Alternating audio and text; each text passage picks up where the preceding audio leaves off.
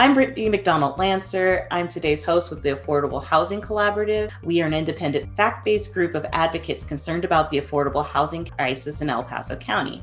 And today, I'd like to welcome David Lord. David, if you'd like to tell us a few moments of what you do in the community, that'd be great. Well, first, I'm privileged to be also on the board for the Affordable Housing Collaborative. But I got involved with it several different ways. One, as a community philanthropist, one who obviously has had a chance to work with a lot of the nonprofits in the community and became to really understand the real need for affordable housing. Second, with Innovations in Aging Collaborative, we're an age-friendly Colorado Springs, and I've been chairing the housing domain. And that one of the things that came from the housing domain was the Affordable Housing Collaborative. How are you currently still helping the affordable housing community?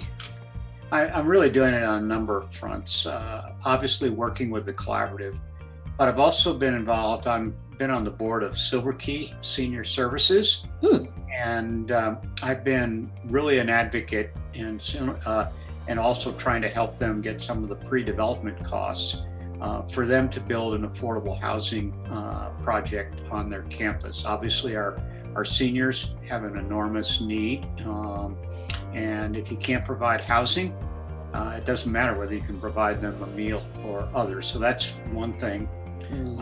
Also, as a philanthropist through the Pikes Peak Community Foundation, I work with a group of other foundations, and we've put together about $250,000 that we're using to help nonprofits begin affordable housing projects. So often a nonprofit, can cost $50,000 to $100,000 to go through the initial application process, and they don't have the funds to do some of the initial work, and they don't have it in their budget. But they also would be a good provider of affordable housing. So we've begun working to try to encourage nonprofits to move forward with affordable housing projects. That's actually really, I really like that. I'd like to know, what kind of challenges have you faced? Well, I'd say one of the, probably the common challenge with all of the projects is financing an affordable housing project is extremely complicated. There's a number of steps, and I think for many people it's, where do you start? How do you go about figuring out the financing? Then do you get a developer? Is the nonprofit going to be at risk if it doesn't work out?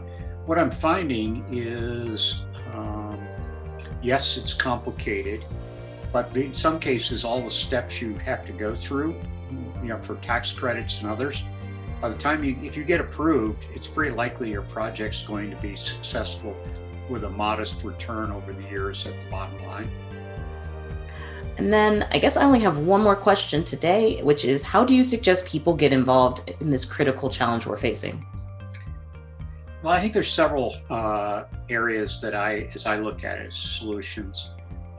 One, I think first is people understanding it, and that it's everybody's problem in the community.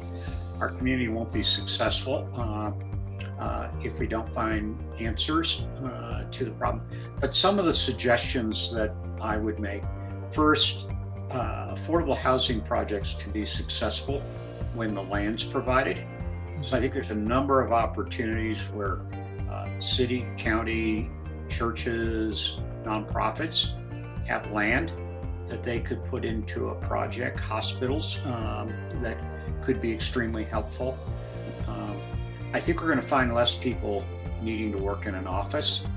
So I think the future of commercial space and office buildings.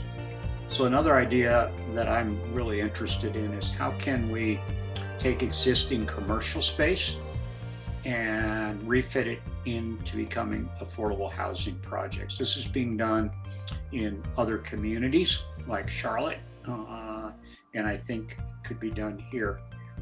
Just getting everybody around the table from from city to utilities to nonprofits to home builders, and you're all there and you can look at the problem and share ideas. So you're not having to go 15 different places to try to get a project. So a great example was we had the Hayman fires in Mountain Shadows.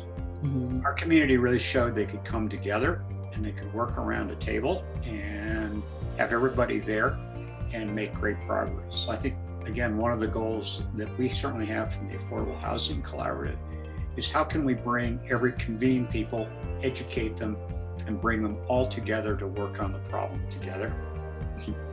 Well, thank you so much for joining us today, David. Thank you very much, and have a good afternoon, and I appreciate all your work.